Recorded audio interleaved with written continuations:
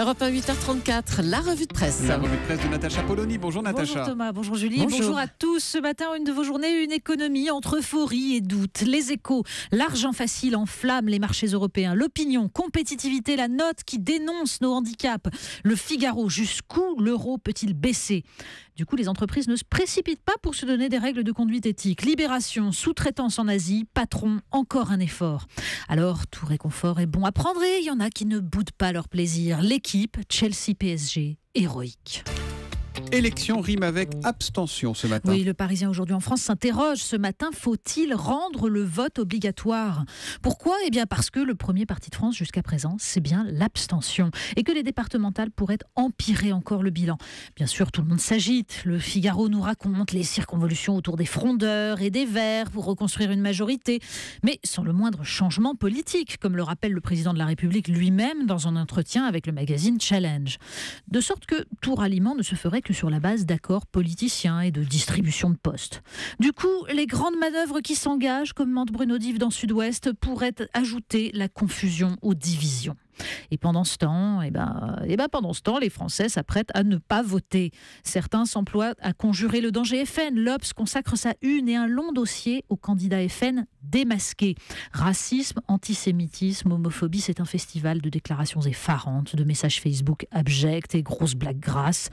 On lit et puis on se dit que tout ça n'aura aucun effet sur le résultat des élections. Parce qu'il y a l'article du Monde sur les efforts de ce candidat UMP de l'heure qui enchaîne le porte-à-porte et les tête-à-tête avec les électeurs et qui lance fataliste. Les élections, tout le monde s'en fout. Et puis parce qu'il y a l'enquête de Libération dans le petit village d'Aramon où l'on vote FN depuis déjà longtemps. Pour les gens d'ici, et notamment les personnes âgées, explique un ancien maire, tout devient trop rapide, trop compliqué. Par exemple, comme il n'y a plus de commerce, ils vont dans les grandes surfaces. Sauf que là-bas, ça bouge tout le temps. Ils ne trouvent plus ce qu'ils cherchent et il n'y a personne pour les aider dans les rayons. Alors ils rentrent chez eux sans la réponse et ça leur reste en travers de la gorge. Hyperconsommation, destruction des liens sociaux, face à un choix de civilisation. Que pèse un apéritif avec les frondeurs ? Le djihadisme à nos portes. Oui, ça pas sûr que ça apaise les inquiétudes des Français qui voient leur monde déstabilisé. Les journaux reviennent ce matin sur la nouvelle vidéo de l'État islamique avec ce portrait du demi-frère de Mohamed Merah et de son beau-fils, avec les photos de ce tout jeune garçon en treillis. Dans le Parisien, on trouve aussi cette image des gamins alignés en uniforme militaire, de 200 à 300 enfants dans un camp d'entraînement syrien. Mais ce qu'il faut lire, en fait, ce matin, c'est l'enquête du Point sur le 11 septembre pakistanais, le massacre, souvenez-vous, de ces 132 enfants dans une école de Peshawar.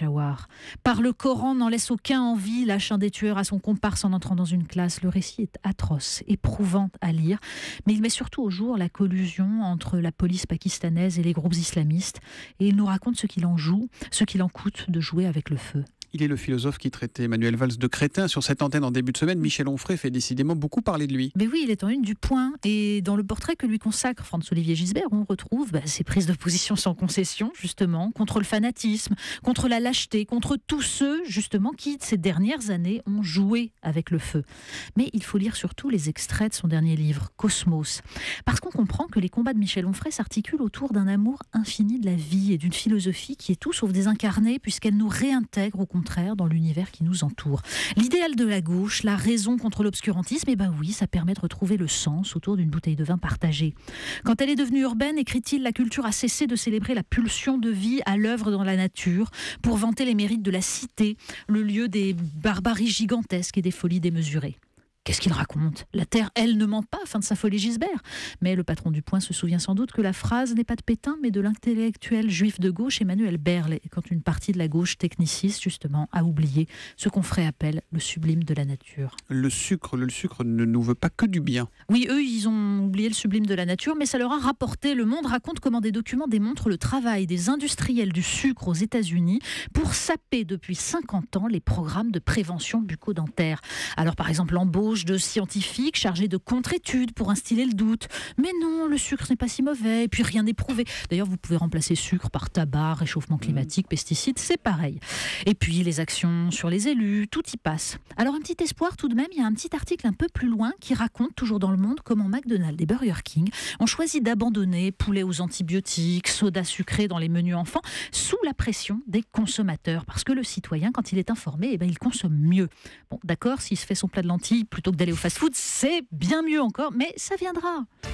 Un petit chamallow pour le dessert? Oui, alors ça, c'est la seule utilité du sucre, c'est le fameux test du chamallow. Souvenez-vous, ce test, vous mettez un enfant de 5 ans face à un chamallow, vous lui dites, si tu te résistes pendant un quart d'heure, tu en auras un deuxième et vous le laissez seul dans la pièce avec le Je peux chamallow. vous dire qu'un enfant de 41 ans, il n'a pas le deuxième. Voilà, exactement. Mais c'est surtout que celui qui a inventé ce test a découvert, puisqu'il a suivi les enfants, que en fait, ceux qui résistent réussiraient mieux leur vie. Ce sont des statistiques. Alors, Le Point nous raconte que cet inventeur, justement, il publie un livre coup de gueule parce qu'il en a assez de voir son travail utilisé pour prédire l'avenir. C'est devenu un grand truc maintenant.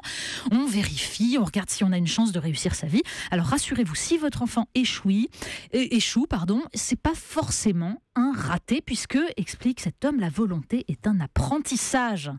Mais surtout, si vous le mettez, plutôt que de le mettre face à un chamallow, vous pensez à Michel Onfray, vous le mettez face à une simple fraise, ramassée dans l'instant, et puis vous voyez la jubilation de se sentir vivant, d'appartenir au cosmos. C'est bien plus beau. La revue de presse toujours savoureuse de Natacha Polony, c'est tous les matins à 8h30 sur Europe 1. Demain matin, Natacha. À demain.